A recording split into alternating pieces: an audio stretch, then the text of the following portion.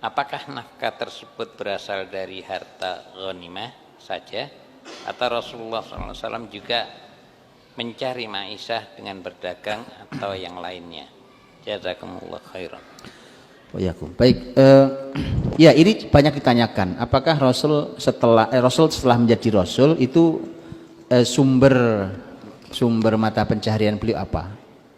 Sebelum beliau jadi Nabi, beliau berdagang. Apalagi ketika sudah menikah dengan Khadijah, maka kan modal Khadijah itu besar sekali. Ini pengusaha yang sukses. Tapi setelah beliau menjadi Nabi, sudah nggak bisa lagi dagang, Pak. Sudah nggak bisa lagi dagang. Jadi Rasul itu sudah tidak dagang ketika beliau jadi Nabi. Nah, nggak bisa, karena sudah. Kok jangankan sampai dagang, Pak. Itu baru terima wahyu pertama itu Rasul datang begitu yakin bahwa itu wahyu. Nabi berkata kepada begitu turun perintah untuk berdakwah, ya yuhal muddatsir qum fa'andzir, bangun, berdiri, berikan peringatan. Saat itu nanti Nabi mengatakan kepada Khadijah radhiyallahu anha, kata Nabi, laqad madha ahdun naum, sudah habis waktu tidur saya. Dengan perintah seperti ini nih, sudah nggak ada lagi waktu saya untuk tidur. Jadi udah nggak sempat ngurusi pasar, Pak. Untuk jualan apanya, udah nggak sempat. Karenanya Nabi itu makanya gitu, kadang-kadang ya kalau tidak ada makanan ya puasa betulan. Nah, Nabi itu orang yang tidak mungkin menampakkan ketidakmampuannya, kemiskinannya, itu nggak ada, Pak. Kalau nggak ada, betul nggak makan, sudah. Adanya cuma air sama kurma 2 bulan berturut-turut. 2 bulan berturut-turut di rumah istri Nabi. Sudah kejadian. 3 kali hilal, itu artinya 2 bulan. 3 kali hilal itu 2 bulan. 2 bulan berturut-turut tidak ada makanan kecuali air dan kurma. Cobain kalau percaya, Pak. Betapa susahnya itu. Tapi itu kenyataannya. Sehingga dari mana sumbernya? Gitu ya. Dari mana sumbernya? Ada beberapa sumber. Sumber pertama adalah hadiah dari para sahabatnya. Nabi tidak menerima sedekah karena Nabi tidak boleh makan harta sedekah, tapi Nabi menerima hadiah. Nabi dapat hadiah-hadiah. Kadang-kadang datang pengusaha seperti Dihya bin Khalifah Al-Kalbi. Pengusaha besar datang ke Nabi, nanti ngasih hadiah sendal, baju, gitu Pak. Nabi terima hadiah. Karena itu sebagai sambung persaudaraan. Kemudian sahabat kaya raya Sa'ad bin Ubadah radhiyallahu anhu, ini pemimpin masyarakat Khazraj. Pemimpin besar ini kaya raya dan itu bisa setiap hari dia ngundang puluhan orang untuk makan di tempat dia itu, tiap hari bisa, Bang. Jadi kalau hari ini alhamdulillah mulai muncul gerakan ngasih makan gratis ya di mana-mana. Itu Sa'ad bin Ubadah dari dulu begitu. Waktu masih sulit makanan di awal-awal Madinah, kalau sudah habis sholat isya begini, Nabi lihat mulai pada kelaparan tapi nggak ada yang bisa dimakan. Nabi umumkan, kata Nabi, siapa di antara kalian yang punya sisa makanan untuk 1 orang, bawa saudaranya 1. Yang cukup untuk 2 makan, bawa 2 orang, dan seterusnya. Pokoknya masih ada sisa makan, tolong dibawa saudaranya. Ada yang bawa 1 orang, bawa 2 orang, bawa 3 orang. Sa'ad bin Ubadah bawa 80 orang. Orang kaya raya, Pak. Antum mau saya kasih doanya Sa'ad bin Ubadah? Doanya nekat ini. Saya kasih, tapi kalau antum berdoa, antum tanggung jawab di hadapan Allah sendiri masing-masing ya. Ini agak ngancam sedikit doanya, karena doanya ini luar biasa, antum pasti senang banget doanya. Ya, cuma tanggung jawabnya nggak mudah, karena Sa'ad bin Ubadah itu kayak gitu model orangnya. Sa'ad bin Ubadah doanya begini, Pak.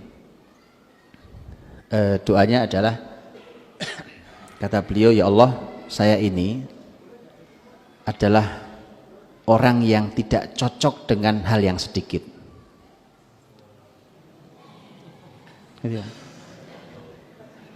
Jadi saya ini kalau dapatnya sedikit itu tidak akan baik, dan memang tidak pas untuk saya hal yang sedikit itu. Simpel doanya ya.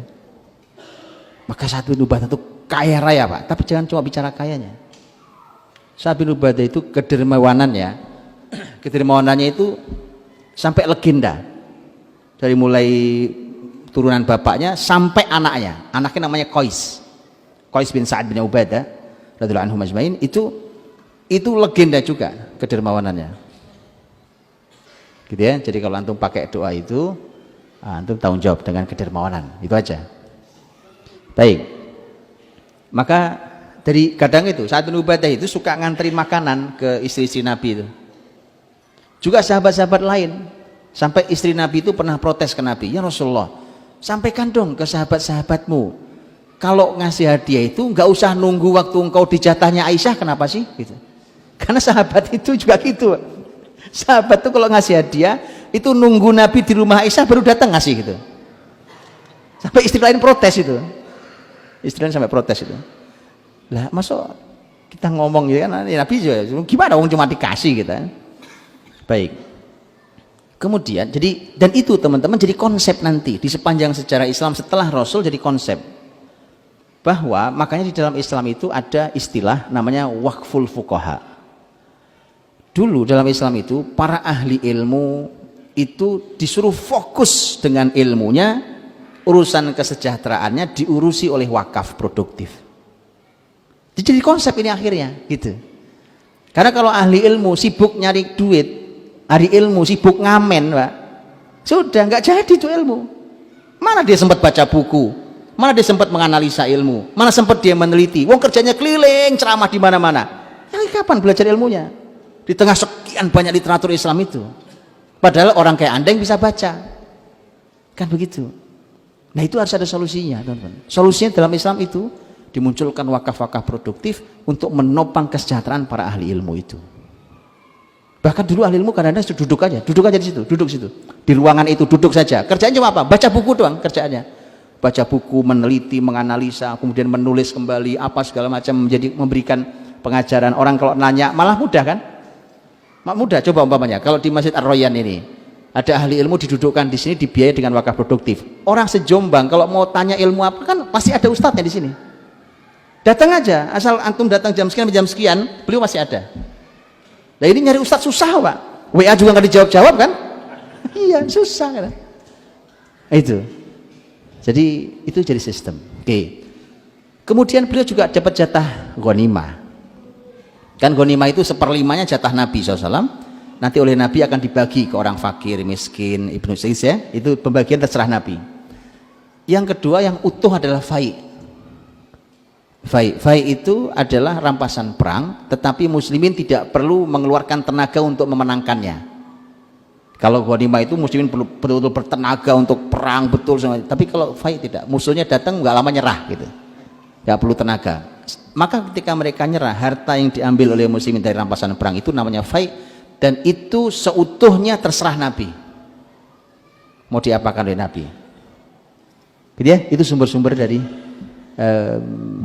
ma'isyah Nabi Rasulullah SAW.